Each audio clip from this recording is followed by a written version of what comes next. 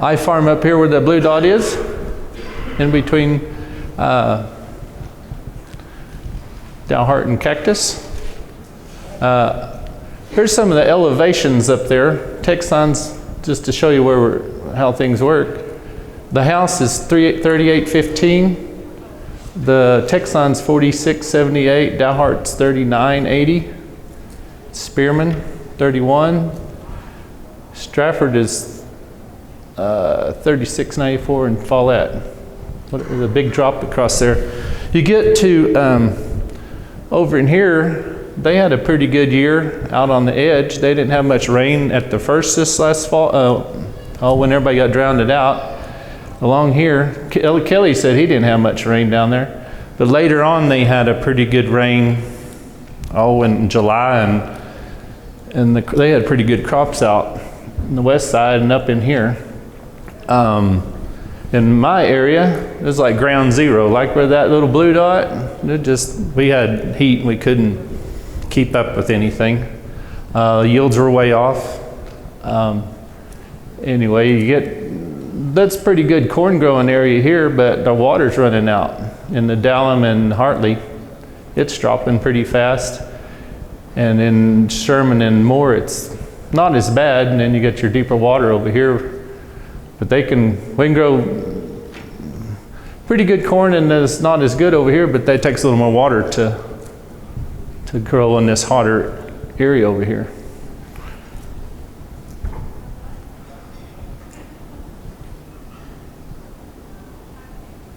Soil doesn't look good naked anymore. There's a lot of things I don't mind, don't look bad naked, but soil isn't one of them. Bare soil's not cool. This is taken by a friend, and this is in 11, and that's on a county road. This is in his field. And its temperature is 85 there, and he's been strip tilling and I think it's no-till. This is no-tilled or strip tilled in. And this is in a field of his neighbors that was conventional tilled, and the temperature difference is on that day. That's a interesting deal. This is a field in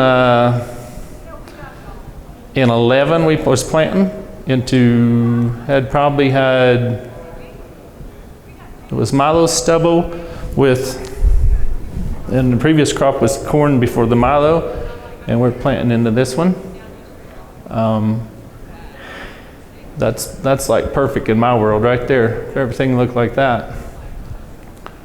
Like everybody's went across these last 2 days in the talks, it's prevents fields blowing. Less damage to growing crops, protected. There's the front view of that deal. Then the weed pressures, no, you don't have that much. You might have it on the edges. We'll have sometimes just an edge of the field. We'll get it. There's a back view.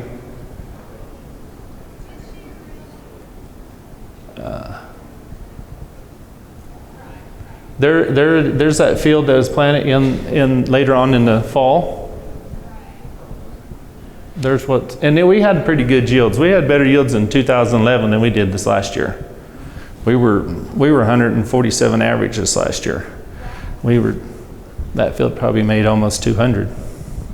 I pulled off and went and watered sunflowers up in mid-July. And I hurt my corn by doing that, but I wouldn't have had sunflowers on the other side. Then I made decent sunflowers They were 2,000 pounds, right around there. This is also an 11 there. I rotate with corn and sunflowers. That's been working. We're throwing some Milo back into the deal. I don't mind. The sunflowers are easy to grow. We'll send these to Lamar, Colorado, to the crusher up there. They don't use much water. They're kind of like cotton. You water them at certain times. And we've had pretty good luck. They'll take the cold weather and they'll take the heat.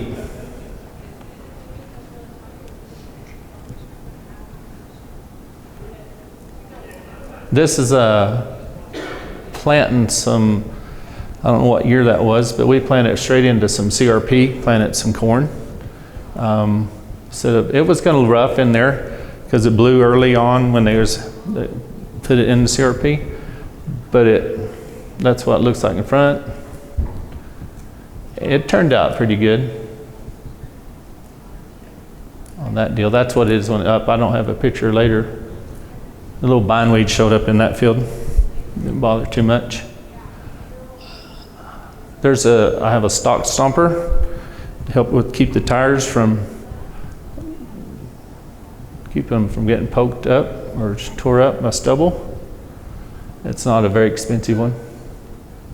There's a field with some corn. We planted straight into probably Milo stubble, it looks like.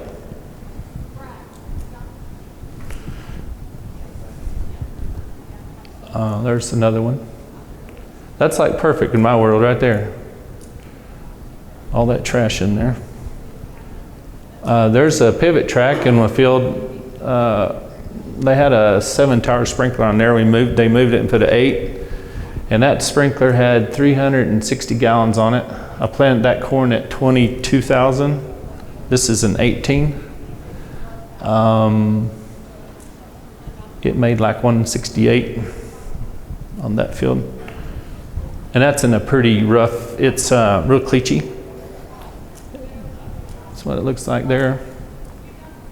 Here's my planter, the way I've set it up. I don't always use the coulters on there. And last year we pulled them out as the mud. It was wet. I don't use trash rippers. Just another expense. I don't like to move the soil too much or open it up. These coulters, I got them from Rollicone, and they made them special for me that would fit that rig. Here's the way I run the fertilizer. Got to keep it tucked in so the trash won't catch any of it. And when we run through the sunflower stubble, they're mean to things.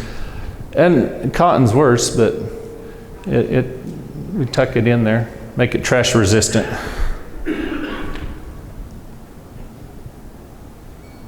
Another little view from the side. This is in 18. We planted in some corn into this here. That worked out pretty good. It's a sandier farm there, out northeast of Eder.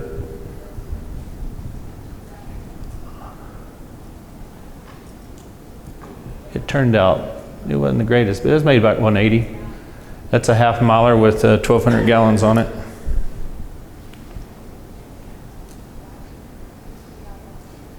We don't have much trouble doing that.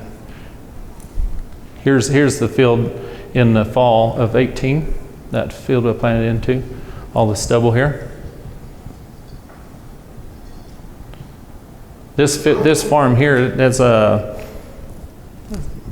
section surrounding on the west side and north and south of it. It all drains. A big rain that'll come across that farm. Everybody else's water comes across it. And it's a sandy, slopey deal. We raise white corn and yellow and do some sunflowers, some peas. This here, that's really not big enough after cotton. That'll melt down and you won't have much left. I don't know what I was planting in that, or cotton again, or I was doing corn. It's not enough stubble. It kept it from blowing, but it really needs to be looking like that. There's one of it when it's planting.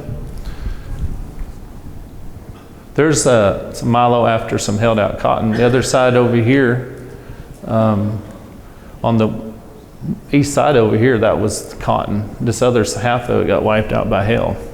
So we put Milo in it. It made about 119 on that field. This planted in July.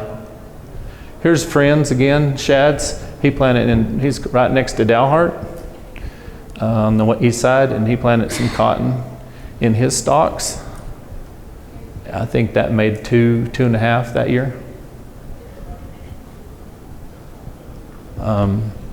Now there's guys growing out west of Dalhart going cotton, but I guess some of them make it and they're playing insurance games. Here's some sunflowers in the stubble. on shads again, he had. And that works great. I mean, the sunflowers don't mind that trash. They'll come up through it.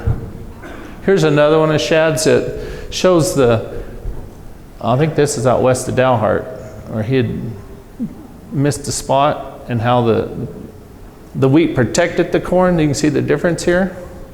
And then probably it caught a little more moisture right there too. He'd sent that.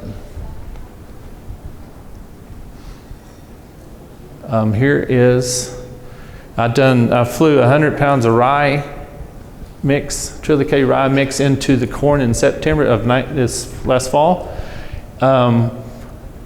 That's probably a little excessive on that, but I needed to get some off a semi truck. And when we'd done lower rates, the crickets have ate it all up, all my seed. And so we tried that. We flew it on a plane there. That looks, that's still doing all right.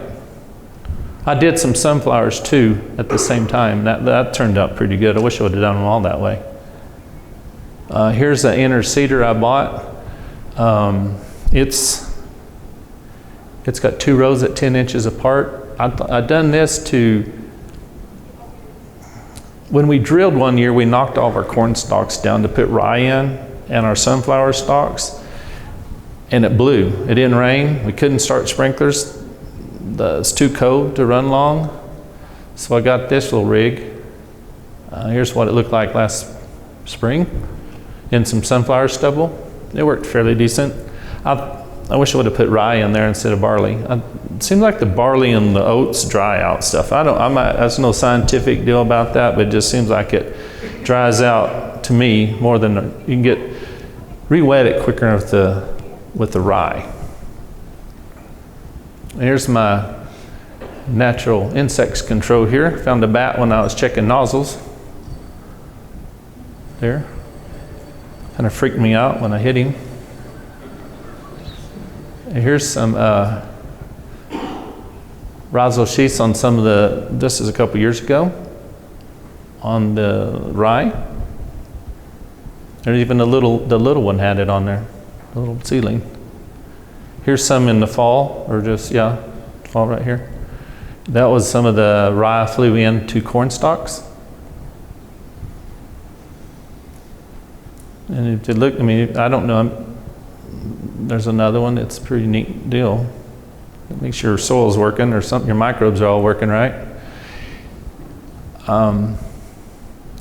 We built one of those Johnson Sioux bioreactors back in April. We have one. We should have had 7 of them, but we only have 1 of them built. And we used the Hartley Down Hartley Stock Show had their for this pens and everything for the hogs and sheep and everything, had the wood shavings, so I had them haul it out. So they were just going to haul it out to the dump. So I had them bring it out. We got some old hay from our pumpkin patch deal, ground it up with it in a half and half mix. And we had Dr. Johnson come up April 14th out to the farm. He's here explaining what it all does and the screw-ups we made on building our reactor. We had people from Nebraska and Shallow Water. We had it come up. We had about 30 people show up that day. There's Dr. Johnson. He's getting ready to inoculate it with his compost that he'd already made. It's not required, but if you have some when you build these, it's nice to start it off or give it a jump with that. Here's us wetting it down, and you have to go through a pre-soak and clean it, and then drain it off into here. We'd throw it in a loader and let it drain back. It was one of our ideas. Here's our good help. Inspectors 1, 2, and 3 there. And we thought we could take that loader and dump it straight into our reactor. It was a good idea, but it was going to take too long. And we had, so we did one load that way, one front end loader way. And then that wasn't gonna work. We had to making a mess doing that. It was gonna take too long. I found some cans and covered it up so they wouldn't fill them up. It's not a big deal because you're gonna pull those pipes out anyway when you fill it after you're done, about a day or two. So it wasn't, but it just gonna keep it from falling there, and it worked all right. We went to buckets and scooped it in buckets and then threw it up into the reactor on this deal. We used cattle manure. A neighbor brought some cattle manure over and from their feedlot, and we mixed it in there with it. Didn't do a whole lot of it, but we'd put a little bit in once in a while. We were over here filling the reactors. Kelly and John came over and helped. And we had refreshments over here, so when people weren't getting thirsty. Another deal on this is we put some pallets here so the guys could stand on it. That worked pretty good on building this deal. Anyway, this is what it looked on May. We put a timer on it with a little sprinkler system on it to keep it wet. We'd run it a minute a day, and Johnson said he wanted to keep it about 70% moisture on there. So we had to. There's a little wiggler right there. We were getting it too wet, so we backed it off to like every 4 days and put a minute worth of water on it. And then we'd move it. And we set it in the shed afterwards. We kept it inside because the temperatures wouldn't fluctuate as much. So we put it in a shed, not totally sealed, but and when temperature dropped down below 80, we went to Wally World and bought some 120 worms and put in there. And then we went and got more. We put 360 in there and thought we'd speed it up a little bit. This is August. Right, here's what it looked like. There it is, December. It's changed a lot. That's 5-foot wire, that concrete wire, it's 5 foot, and it's down to like 18 inches now. This is, I don't know where it is. We only got one built. We're going to try Dr. Johnson said we could probably use it it'd be ready to go by planting. So we got to figure out a way to extract it or put it on our seed. It might do about 600 acres, a pound of it or so, 2 pounds. There's probably a faster way to doing that than what we did it. Well, I got a couple ideas we're going to try when we build some more. And I'm kind of excited about doing that deal, but we just need more. We need about 5 or 6 of them to really cover the farm, and then we thought we might get a few neighbors together and build some and make it a little quicker. There's probably some other ideas a guy can do, but that's the way we did it that day.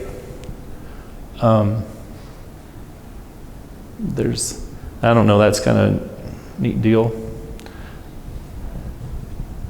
We've played with cover crops. We've done a little bit we flew on some radishes to triticales, other things in there, but the crickets ate it up one year.